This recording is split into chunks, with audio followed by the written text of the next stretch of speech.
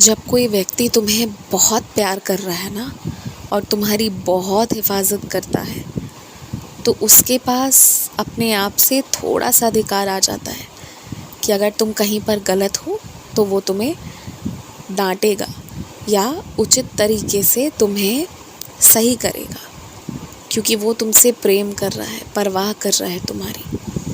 और उसे कभी भी दिल से नहीं लगा कर रखना है, बल्कि उसे बहुत सकारात्मक तरीके से लेना है। जल्दबाजी में कोई फ़ैसला लेकर किसी को बुरा महसूस नहीं करवाना है।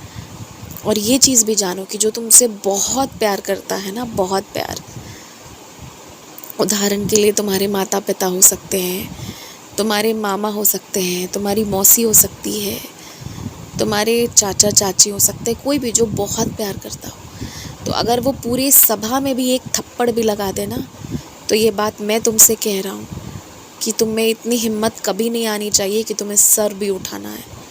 ये चीज़ होना ही नहीं चाहिए। थोड़ा ना ऐसे भी बनो, थोड़ा ऐसा भी होना चाहिए। इंसान में सहन शक्ति भी होनी चाहिए और तुम्हारे अंदर ये बात है, ऐसा नहीं है कि नहीं है। बस मैं तुम्हें याद करा रहा हूँ, याद दिला रहा हूँ, समझा रहा हूँ कि कुछ चीज़ों को ना एकदम बर्दाश्त करो। तब तक बर्दाश्त करो जब तक एकदम कर सकते हो। और जब तुम बर्दाश्त कर रहे होगे ना, तो उसी दौरान जो गलत चीज़ें तुम्हारे अंदर होंगी, जो बुराइयां तुम्हारे अंदर होंगी ना, वो अपने आप से दूर हो जाएंगी और तुम्हारे अंदर अपने आप से अच्छाई भर जाएगी। और फिर कुछ ऐसा रह ही नहीं जाएगा कि तुम्हें बर्दाश्त करना पड़े। और फिर भी अगर कोई तुम्हारे बेगुनाह होते हुए भी तुम्हें फिर तंग करने के नज़रिए से, मानसिक रूप से तंग करने के लिए कोई कुछ कह रहा है ना, तो फिर एक दिन तुम्हारे शरीर में मेरा प्रवेश होगा और तुम्हारी आवाज़ में मेरी आवाज़ होगी और गुस्सा निकलेगा ही, और सामने वाले को भी उसकी हद समझ आ जाएगी। पर वो दिन आए तब तो। वर्तमान में वैसा कोई दिन आया ही नहीं है। तो वर्तमान में मैं यही समझाना चाह रहा हूँ कि बच्चों का ये फ़र्ज़ है कि अपने से बड़ों को ना थोड़े से डांट देने पर सर उठाकर ऐसे नहीं देखना है, गुस्साना नहीं है, थोड़ा सा सबूरी रखना सीखना है। अगर तुम अपने से बड़ों पर गुस्सा रहे हो तो समझो तुम अपने साई पर गुस्सा रहे हो। ये बात तुम बहुत सही तरीके से समझो।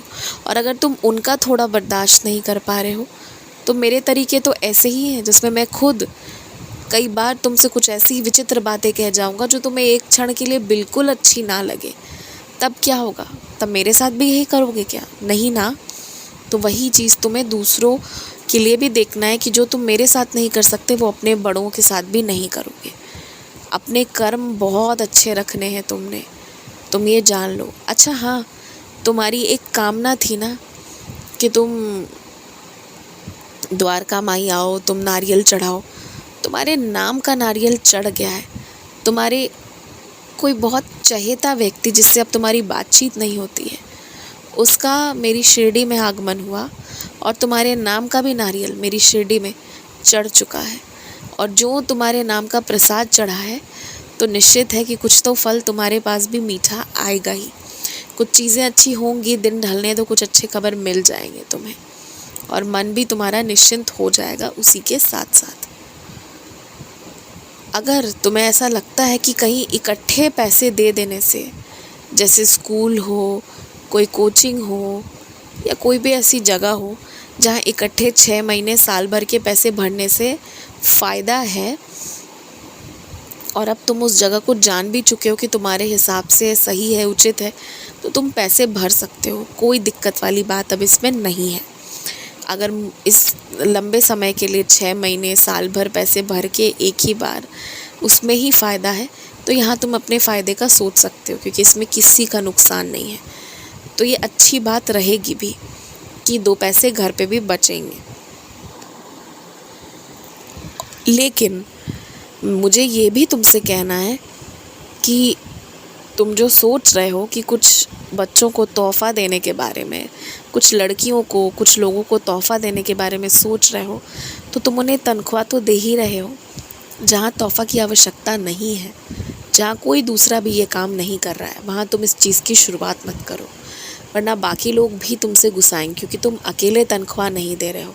अगर कोई अकेला सिर्फ तुम्हारा काम कर रहा होता, तुम अकेले मालिक होते, तो मैं कहता जो मर्जी आए वो करो। पर जब तुम्हारा मालिकाना हक अकेले का नहीं है, तो ऐसा कोई काम मत करो जो बाकियों के लिए एक सरदर्द बन जाए कि तुमने किया है तो उन्हें भी बस करना है।